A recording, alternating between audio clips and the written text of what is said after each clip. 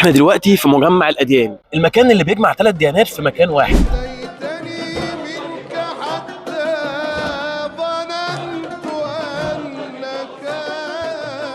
هنا هتلاقي الديانة اليهودية والمسيحية والديانة الإسلامية، من أول معبد اليهودي لحد مسجد عمرو بن العاص. كمان هنا في 4 كنايس يمكن أكتر، كلها كنايس تاريخية. يلا نشوف. في مكان واحد تقدر تلمس بإيدك حيطة من حصن روماني وتدخل مغارة استخبت فيها العائلة المقدسة.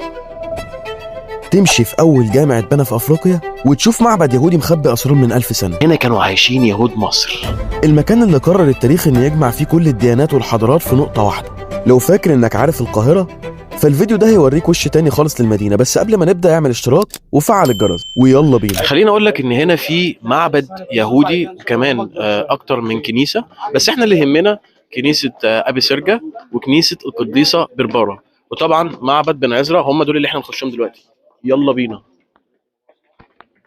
في أماكن مش بنعرف نصور فيها، منهم معبد بن عزرا اليهودي، لدرجة إن إحنا ما ينفعش حتى نصور فوتوغرافي، فإحنا هنا مش هنعرف نحط أي حاجة في الفيديو ده، وتعبنا جدا. ففي الآخر قررنا إن إحنا نرتاح، يعني يوم ما قررنا نقعد قعدنا في معبد اليهود. على بعد خطوات من هنا هندخل مكان غامض، معبد بن عزرا. بيقولوا إن هنا أسرار مصر بالنسبة لي، يعني الديانة اليهودية. تعالوا نشوف بقى. أنا مش قادر أستوعب إن اليهود كانوا عايشين هنا. الحاجات دي زي العسل، عيال محترمه. وكمان برضو في كنيسة القديسة بربارة، بس دي ممكن نبقى نجيلها في وقت تاني في فيديو تاني خالص. احنا دلوقتي مركزين على ال3 ديانات، كنيسة الكنيسة المعلقة ومعبد بن عزرا، وإن شاء الله هنروح مسجد عمرو بن العاص، أول جامع في أفريقيا. نبدأ بالمعبد اليهودي. المعبد في الأساس كان كنيسة اسمها كنيسة الشماعين، وبعتها الكنيسة الأرثوذكسية للطائفة اليهودية لما مرت بديون نتيجة لزيادة الضرائب اللي اتفرضت عليها وقتها، وتسمى المعبد بالاسم ده نسبة لعزرا الكاتب، واحد من أحبار اليهود. سموه الباحثين واليهود بمعبد الجنيزة، كنز معرفي وتاريخي اكتشفوه في أواخر القرن 19. جوه غرفة الكنز هتلاقي الجنيزة، والجنيزة دي هي كلمة عبرية معناها المخزن أو المستودع. وحسب التقاليد اليهودية ما ينفعش حرق أو رمي أي ورقة مكتوب عليها اسم الله، فكان لازم يتم حفظها في مكان آمن عشان تدفن. والنتيجة أوراق من الحياة اليومية على مدار 1000 سنة. والسبب إن اليهود في الوقت ده كانوا بيكتبوا رسائلهم وتجارتهم باللغة العربية اليهودية، لغة عربية بس مكتوبة بحروف عبرية. وبما إن الحروف العبرية كانت تعتبر مقدسة، فكانوا بيرموا كل شيء في الجنيزة. المجموعة فيها أكتر من 300 ألف وثيقة وورقة متنوعة. أنت متخيل الرقم؟ من صكوك بيع لعقود تجارية، تفاصيل عن حركة التجارة بين مصر والهند والمغرب، رسائل حب وعقود زواج، فواتير بقالة، وحتى التمائم السحرية موجودة، خطابات عتاب بين الأصدقاء، ونسخ قديمة من التوراة والتلمود. نخش بقى على الكنيسة المعلقة. دي واحدة من أجمل وأقدم الكنائس في مصر والعالم، موجودة في المجمع جنب المتحف القبطي وبعد معبد بن عزرا على طول. الكنيسة ما اتبنتش على الأرض بشكل مباشر، ودي أهم معلومة لازم تعرفها. الكنيسة كانت أول مقر للبطاركة في القاهرة بعد نقل المقر من الإسكندرية في القرن ال11، وفضلت مركز لصناعة القرار في الكنيسة القبطية القرون. دلوقتي احنا داخلين الكنيسة المعلقة اللي حرفيا طايرة، يعني مفيش أساسات مفيش عمدان، وده اللي هنكتشفه بقى دلوقتي، اتبنت ازاي وازاي متعلقة. يلا بينا نشوف. هنا بنعرف هي ليه معلقة. يعني احنا لو بصينا كده، بص على ارتفاع 13 متر بنلاقي الكنيسة دي مبنية من غير عمدان ولا أي أساسات. كمان عشان نوريكوا ده أكتر، ممكن نبص هنا.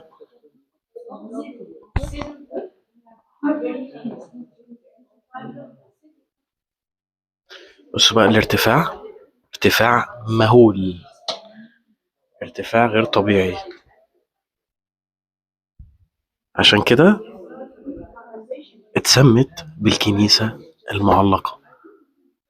انا نفسي ما كنتش اعرف هي اتسمت كده ليه لحد ما جيت هنا وعرفت. مش هي مش بتتميز بس بان هي معلقة على حصن بابليون. احنا بنتكلم عن الحصن ده بقاله تقريبا 2000 سنة.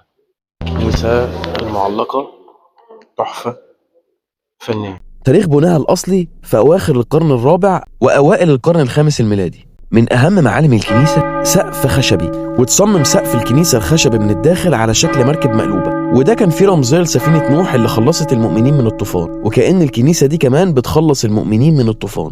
الكنيسة كمان بتضم حوالي 110 أيقونة أثرية، منهم المنبر الرخامي، وده بيرتكز على 15 عمود رخامي، وده من أروع المنابر القبطية في مصر. نيجي بقى لكنيسة أبي سرجة، الكنيسة اللي استخبى فيها العائلة المقدسة. دلوقتي احنا داخلين كنيسة المغارة، الكنيسة اللي استخبى فيها مريم العذراء والسيد المسيح. يلا بينا نشوف.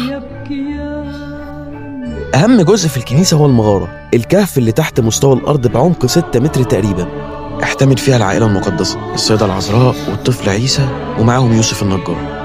هنا نام السيد المسيح وهو طفل مع السيدة مريم العذراء ومعاهم يوسف النجار لمدة 3 شهور و10 أيام في كنيسة المغارة، كنيسة أبي سرجة. لمدة 3 شهور كانوا هربانين هنا جوه المغارة دي. وانت جوه الكنيسة هتشوف بير قديم شربت منه العائلة المقدسة، وفعلا هتحس كده بشعور غريب، والشعور ده كمان هيبقى مرتبط بالهدوء والسكينة. المغارة في الغالب كانت بتتعرض للغرق، وده بسبب مياه النيل الجوفية، وكل ده كان قبل عمليات الترميم، وبتعتبر تاريخيا أقدم كنيسة في مصر القديمة، وبيرجع بناها للقرن الرابع والخامس الميلادي. قبل ما يتنقل المقر البابوي للكنيسة المعلقة، كانت أبي سرجة هي المكان اللي بيتم فيه انتخاب بطركة الكنيسة القبطية، وده بيوضح ثقلها التاريخي.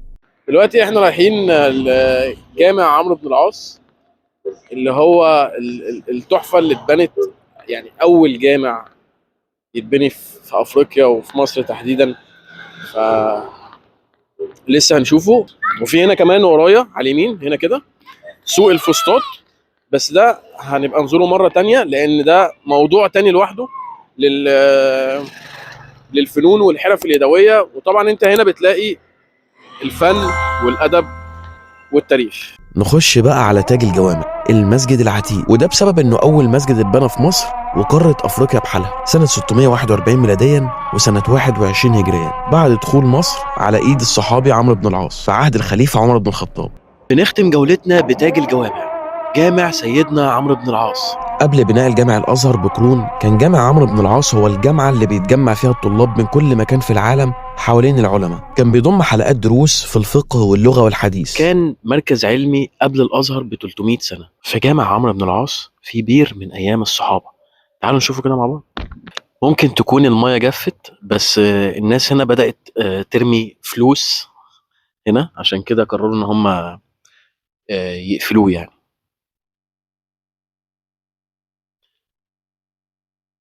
كمان في هنا الإمام الشافعي رحمه الله كاتب تقريبا في شعر مكتوب هنا ألقى فيه كبار الأئمة دروسهم زي الإمام الشافعي والليث بن سعد والسيدة نفيسة. اتبنى المسجد في قلب مدينة الفسطاط اللي هي أول عاصمة إسلامية لمصر. يقال والله أعلم، ما نقدرش نأكد الموضوع ده، إن الإمام الشافعي كان بيقعد هنا، والعمود ده تقريبا هو العمود الوحيد اللي متآكل شوية، وبيقال إن الكتابة دي بتاعة الإمام الشافعي.